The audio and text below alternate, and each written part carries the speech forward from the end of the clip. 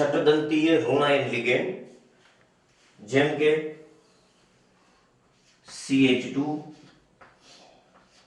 CH2 એને nitrogen સાથે જોડીએ, નાઇટ્રોજન પાસે અબંધકારક ઇલેક્ટ્રોન યુગ્મ, નાઇટ્રોજન CH2 COO- સાથે જોડાય, ફરીથી પાછું નાઇટ્રોજનની ત્રીજી સંયોજકતા CH2 COO- વડે આ બંને ઓક્સિજન છે એમની પાસે એક એક અબંધકારક ઇલેક્ટ્રોન યુગ્મ હોય.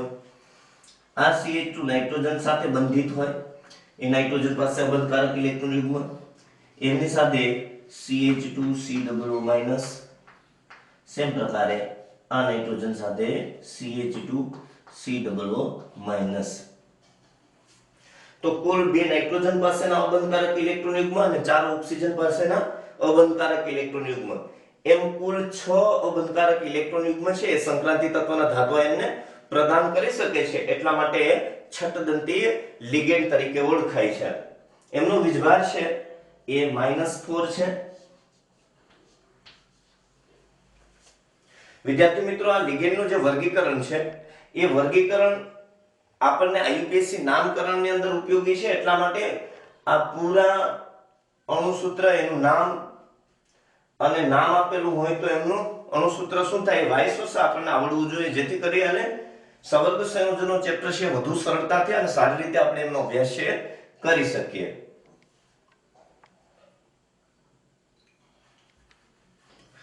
ચેપ્ટર નંબર 9 સવર્ગ સંયોજનો.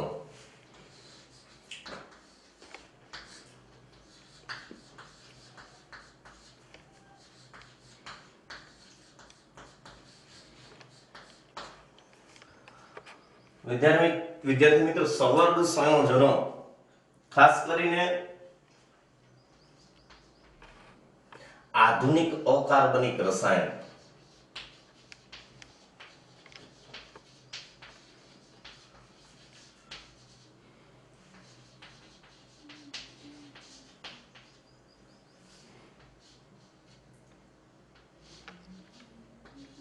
જૈવિક અકાર્બનિક રસાયણ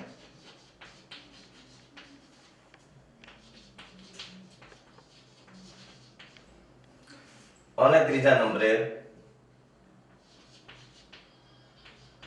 રાસાયણિક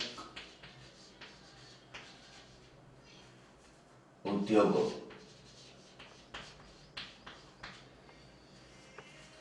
આની જો કોઈ કરોડરજ્જુ હોય, કરોડરજ્જુ, તો એ કોણ છે? સવર્ગ સંયોજનો છે. તો આધુનિક અકાર્બનિક રસાયણ, જૈવ અકાર્બનિક રસાયણ અને રાસાયણિક ઉદ્યોગોની કરોડરજ્જુ એ સવર્ગ સંયોજનો છે. એટલે સવર્ગ સંયોજનો છે એ ત્રણેય પ્રકારના ફિલ્ડની અંદર ખૂબ જ ઉપયોગી છે. આવા સવર્ગ સંયોજનો છે એ ખાસ કરીને કેવી રીતના બનતા હોય, તો સવર્ગ સંયોજનો કેવી રીતે બનતા હોય, ખાસ કરીને ડી વિભાગના તત્વો, ડી વિભાગના તત્વોને આપણે સંક્રાંતિ તત્વો છે એ કહીએ છીએ. સંક્રાંતિ ધાતુ તત્વો.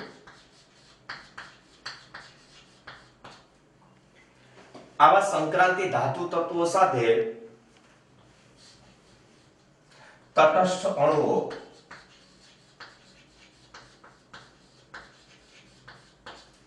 કે ઋણાયન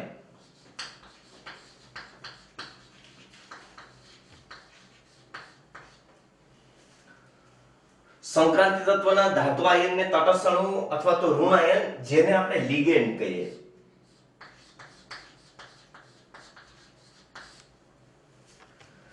શું કરે છે? ડી વિભાગના તત્વો, જેને સંક્રાંતિ ધાતુ તત્વો કહીએ, એ સંક્રાંતિ ધાતુ તત્વો સાથે તટસ્થ અણુઓ અથવા તો ઋણાયનો કે જેને આપણે લિગેન્ડ કહીએ છીએ, એ લિગેન્ડ પોતાના ઇલેક્ટ્રોન યુગ્મ છે પ્રદાન કરે છે. ઇલેક્ટ્રોન યુગ્મ પ્રદાન કરી દ્વિતીયક સંયોજકતાથી જોડાય.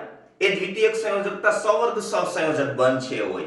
એટલે ધાતુ અને લિગેન્ડ એટલે કે તટસ્થ અણુઓ અથવા તો ઋણાયન એમની વચ્ચે સવર્ગ સહસંયોજક બંધ છે એનું નિર્માણ કરે છે અને એ સવર્ગ સહસંયોજક બંધ એ શું છે? દ્વિતીયક સંયોજકતા છે. એટલે સંક્રાંતિ તત્વના ધાતુ આયનને તટસ્થ અણુઓ અથવા તો ઋણ આયનો ઇલેક્ટ્રોન યુગ્મ પ્રદાન કરી દ્વિતીયક સંયોજકતાથી બંધિત થાય છે, જોડાય છે.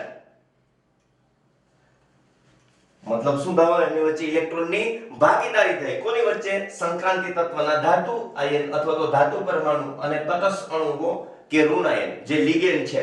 એટલે ટૂંકમાં ધાતુ અને લિગેન્ડ વચ્ચે ઇલેક્ટ્રોનની ભાગીદારી થાય છે. તો ઇલેક્ટ્રોનની ભાગીદારી થાય છે, પણ અહીંયા શું છે કે સંક્રાંતિ તત્વના ધાતુ આયનને તટસ્થ અણુ અથવા તો ઋણ આયન એટલે કે લિગેન્ડ ઇલેક્ટ્રોન યુગ્મ પ્રદાન કરે છે. એટલે પ્રદાન કરતાથી સ્વીકાર કરતા તરફ આપણે તીરની નિશાની દર્શાવીએ છીએ, જેને આપણે સવર્ગ સહસંયોજક બંધ કહીએ છીએ. કારણ કે બંધ બનાવવા માટે કોઈ એક તત્વ જ પોતાનું ઇલેક્ટ્રોન યુગ્મ છે પ્રદાન કરે છે. એટલા માટે આવા સવર્ગ સંયોજનોનું નિર્માણ છે થાય છે. તો બને છે શું? આવી રીતના સવર્ગ સંયોજનો છે બને છે.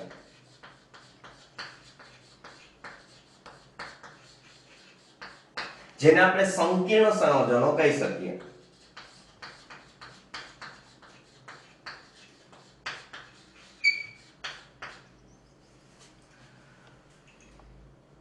તો સવર્ગ સંયોજનો અથવા તો સંકીર્ણ સંયોજનોની વ્યાખ્યા શું આપી શકાય? એની વ્યાખ્યા આપણે આપવી છે. તો સવર્ગ સંયોજનો અથવા તો સંકીર્ણ સંયોજનો એમની આપણે વ્યાખ્યા આપી શકીએ કે સંક્રાંતિ તત્વના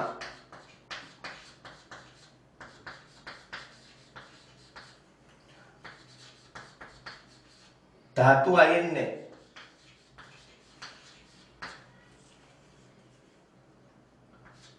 તટસ્થ અણુઓ કે ઋણ આયન ઇલેક્ટ્રોન યુગ્મ પ્રદાન કરી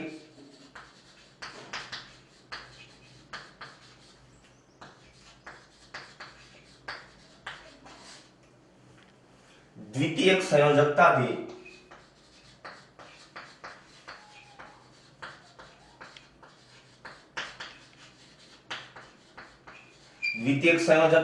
મતલબ સવર્ગ સહસંયોજક બંધથી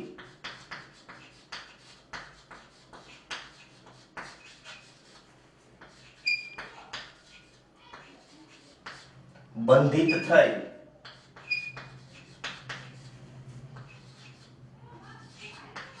જે સંયોજનો બનાવે છે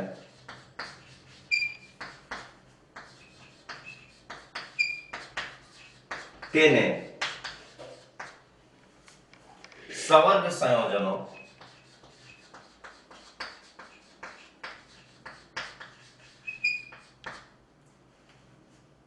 કે સંકીર્ણ સંયોજનો કહેવાય.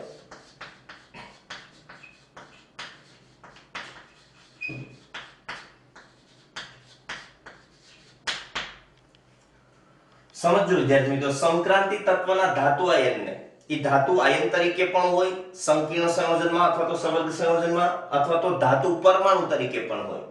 ઓક્સિડેશન નંબર 0 હોય અથવા તો ઓક્સિડેશન નંબર 2 3 4 કે અન્ય હોય તો એવા સંજોગોમાં એ આયન તરીકે વર્તે. તો સંક્રાંતિ તત્વના ધાતુ આયનને તટસ્થ અણુઓ કે ઋણ આયન, એ તટસ્થ અણુઓ કે ઋણ આયન કોણ છે? લિગેન્ડ છે. આપણે લિગેન્ડનું વર્ગીકરણ કર્યું, એમાં ખાસ કરીને એકદંતીય તટસ્થ અને ઋણ આયનની ચર્ચા છે કરી હતી. તો બે પ્રકારે લિગેન્ડ છે, તટસ્થ અણુ અથવા તો ઋણ આયન એટલે કે લિગેન્ડ, જે ઇલેક્ટ્રોન યુગ્મ પ્રદાન કરી. કોને ઇલેક્ટ્રોન યુગ્મ પ્રદાન કરે છે? સંક્રાંતિ તત્વના ધાતુ આયનને. દ્વિતીયક સંયોજકતાથી તો પ્રાથમિક સંયોજકતા જે સવર્ગ કણ સવર્ગ સ્પીસીસ છે એની સાથે કાં તો ઋણ આયન જોડાયેલો હોય અથવા તો ડાબી બાજુથી ધન આયન જોડાયેલો હોય, એ પ્રાથમિક સંયોજકતાથી જોડાયેલો હોય. પણ અંદરના જે સવર્ગ સ્પીસીસ છે, સવર્ગ કૌંસ છે, એની અંદર સંક્રાંતિ તત્વના ધાતુ આયન સાથે જે લિગેન્ડ જોડાયેલું હોય, ઋણ આયન કે તટસ્થ અણુઓ, એને આપણે શું કહીએ? લિગેન્ડ છે કહીએ. એટલે એ દ્વિતીયક સંયોજકતા છે એનાથી જોડાય છે. એટલે સંક્રાંતિ તત્વના ધાતુ આયન અને તટસ્થ અણુઓ કે ઋણ આયન ઇલેક્ટ્રોન યુગ્મ પ્રદાન કરે છે. ઇલેક્ટ્રોન યુગ્મ પ્રદાન કરી દ્વિતીયક સંયોજકતાથી એટલે કે સવર્ગ સહસંયોજક બંધ દ્વારા બંધિત થાય છે, જોડાય છે. અને પછી જે સંયોજન બનાવે છે તેને આપણે સવર્ગ સંયોજનો કે સંકીર્ણ સંયોજનો કહે છે. બીજા અર્થમાં કહું તો બરાબરનું યાદ રાખજો, કે એને આપણે એક્સચેન્જ કરીએ છીએ સંક્રાંતિ તત્વના ધાતુ આયન ને તટસ્થ અણુઓ કે ઋણ આયન એટલે કે લિગેન્ડ ઇલેક્ટ્રોન યુગ્મ પ્રદાન કરી અથવા તો દાન કરી દ્વિતીયક સંયોજકતાથી સવર્ગ સહસંયોજક બનતી બંધિત થઈ સવર્ગ સ્પીસીઝનું નિર્માણ કરે છે અને તેની સાથે એટલે કે સંક્રાંતિ તત્વના ધાતુ આયન સાથે પ્રાથમિક સંયોજકતાથી ઋણાયન કે ધનાયન જોડાય અને જે સંયોજનો બને છે તેને પણ સવર્ગ સંયોજનો અથવા તો સંકીર્ણ સંયોજનો છે કહેવાય. આવું શા માટે? એક એક્ઝામ્પલ લઉં. દાખલા તરીકે NiCO4 આ તટસ્થ સંકીર્ણ સંયોજન છે. ટેટ્રાકાર્બોનિલ નિકલેટ 0 એનો IUPAC નામ છે. તો NiCO4 ની અંદર સવર્ગ સ્પીસીસ જે છે સવર્ગ કૌંસ છે એની સાથે માત્ર તટસ્થ પ્રકારનું એકદંતી લિગેન્ડ જોડાયેલું છે અને સવર્ગ સંયોજનનું નિર્માણ થઈ ગયું સંકીર્ણ સંયોજનનું નિર્માણ થઈ ગયું. માટે સંકીર્ણ સંયોજન કે સવર્ગ સંયોજનોના અનુસંધાનમાં આપણે લખી વ્યાખ્યા એ બરાબર છે કે NiCO4 એક પ્રકારનું સવર્ગ સંયોજન કે સંકીર્ણ સંયોજન છે કે જેમાં માત્ર દ્વિતીયક સંયોજકતાથી કાર્બોનિલ લિગેન્ડ છે નિકલ સાથે જોડાયેલું છે. આ નિકલ સાથે સમચતુષ્ફલકીય રીતે કાર્બોનિલ લિગેન્ડ છે એ જોડાયેલું છે જેમાં કાર્બોનિલ લિગેન્ડ નિકલ ધાતુને પોતાનું ઇલેક્ટ્રોન યુગ્મ છે પ્રદાન કરે છે. એટલે પ્રદાન કરતાથી સ્વીકાર કરતા તરફ આપણે તીરની નિશાની વડે દર્શાવ્યું છે. તો આ દ્વિતીયક સંયોજકતા છે અથવા તો સવર્ગ સહસંયોજક બંધ છે જે સવર્ગ કૌંસની અંદર છે. સંક્રાંતિ તત્વનો ધાતુ આયન કે ધાતુ પરમાણુ છે એની સાથે લિગેન્ડ જોડાયેલું છે બંધિત થાય છે. પણ બીજું એક્ઝામ્પલ જોઈએ, બીજી વ્યાખ્યા મેં કરી. દાખલા તરીકે એમ કહીએ કે K4FeCN6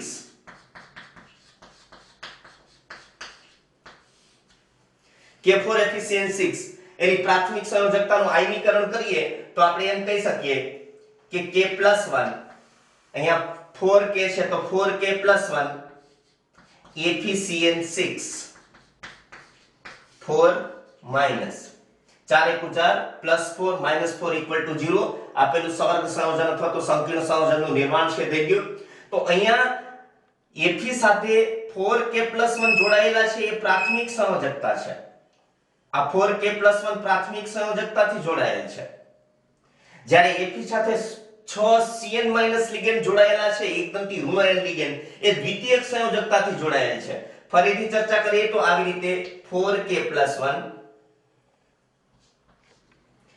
એ Fe સાથે પ્રાથમિક સંયોજકતાથી જોડાયેલ છે. Fe સાથે પ્રાથમિક સંયોજકતાથી જોડાયેલ છે. પણ 6Cn- આમની સાથે Fe સાથે આ 6Cn-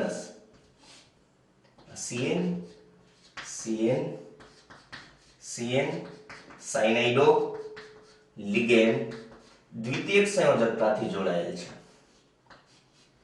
જે સવર્ગ સહસંયોજક બંધ છે. તો આ પ્રાથમિક સંયોજકતા છે, આ દ્વિતીયક સંયોજકતા છે. તો પ્રાથમિક સંયોજકતા જેમાં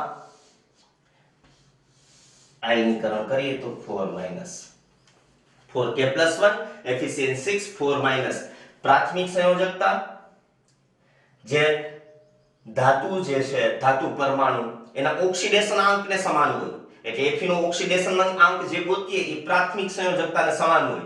દ્વિતીયક સંયોજકતા સવર્ગ સહસંયોજક બંધ છે. તો આ Fe ને દ્વિતીયક સંયોજકતાની જે સંખ્યા હોય એનો સવર્ગાંક બની જાય. અહીંયા દ્વિતીયક સંયોજકતાની સંખ્યા 6 છે એટલે સવર્ગાંક છે 6 છે બની જાય છે.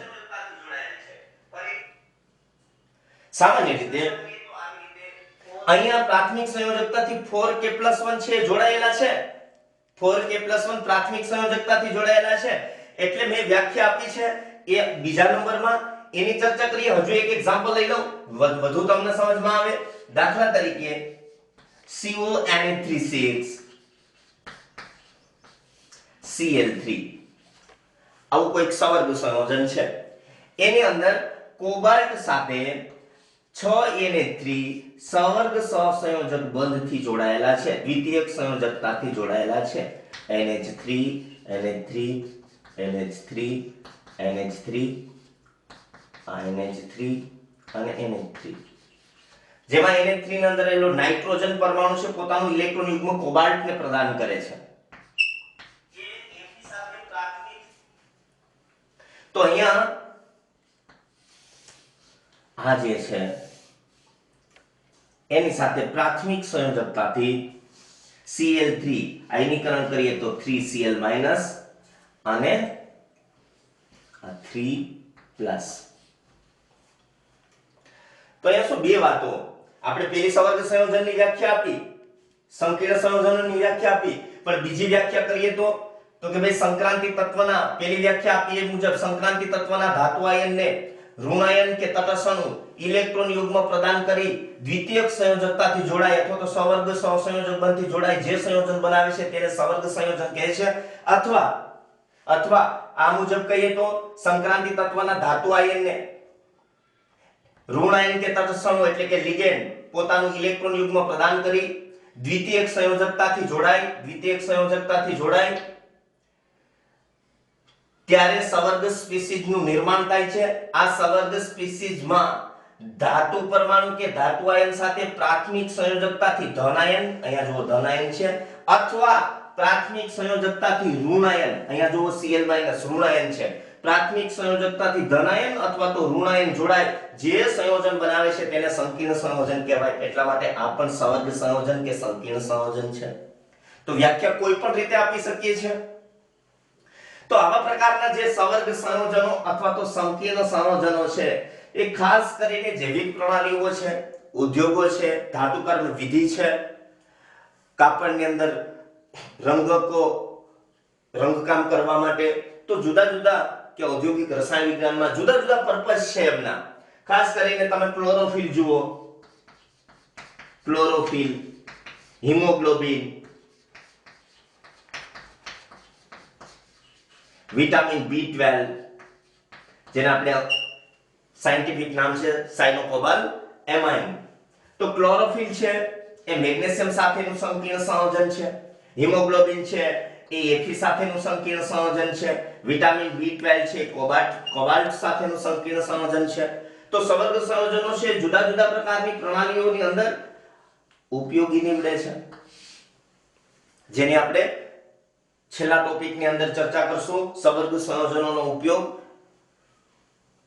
હવે આપણે જે ચર્ચા કરવાની છે એ સવર્ગ સંયોજનોના અનુસંધાનમાં વર્નરનો સિદ્ધાંત, વર્નરે સવર્ગ સંયોજનોના અનુસંધાનમાં શું વાત કરી એની ચર્ચા કરવી છે. વિદ્યાર્થી મિત્રો, તમને પ્રાથમિક સંયોજકતા, દ્વિતીયક સંયોજકતા એની ખબર પડી. બીજી વાત એક સાથે કરી દઉં જેથી કરીને તમારો કોન્સેપ્ટ છે એ વધુ ક્લિયર થાય. અહીંયા Cn- કે પછી અહીંયા જુઓ તો કાર્બોનિલ કે પછી અહીંયા જુઓ તો અમાઇન, એ જે લિગેન્ડ છે, અહીંયા કાર્બોનિલ તટસ્થ લિગેન્ડ હતું, અમાઇન તટસ્થ લિગેન્ડ છે, સાયનાઇડો છે એ એકદંતી ઋણાયન લિગેન્ડ છે. તો આ બધા લિગેન્ડ સંક્રાંતિ તત્વના ધાતુ આયન કે ધાતુ પરમાણુને ઇલેક્ટ્રોન યુગ્મ પ્રદાન કરે છે. તો લુઈસ એસિડ બેઝ સિદ્ધાંત આપણે ભણી ગયા છે કે બેઝ એવું સંયોજન છે કે જે ઇલેક્ટ્રોન યુગ્મ પ્રદાન કરે છે, જ્યારે એસિડ એવું સંયોજન છે કે જે ઇલેક્ટ્રોન યુગ્મ સ્વીકારે છે. તો અહીંયા જુઓ તો Cn- લિગેન્ડ જે છે, સાયનાઇડો લિગેન્ડ, એ Fe ને પોતાનું ઇલેક્ટ્રોન યુગ્મ પ્રદાન કરે છે. એટલા માટે Cn છે લુઈસ બેઝ છે. Cn શું છે? Louis base.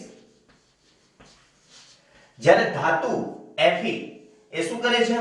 Cn પાસેથી ઇલેક્ટ્રોન યુગ્મ છે સ્વીકારે છે, મેળવે છે. એટલા માટે Fe શું છે? લુઈસ એસિડ છે. બીજા શબ્દોમાં કહું તો આ કેન્દ્ર અનુરાગી પ્રક્રિયક છે. Fe છે ઇલેક્ટ્રોન અનુરાગી પ્રક્રિયક છે. Louis base, Louis acid. હવે આપણે ચર્ચા કરવી છે સવર્ગ સંયોજનો માટેના વર્નરના સિદ્ધાંતની.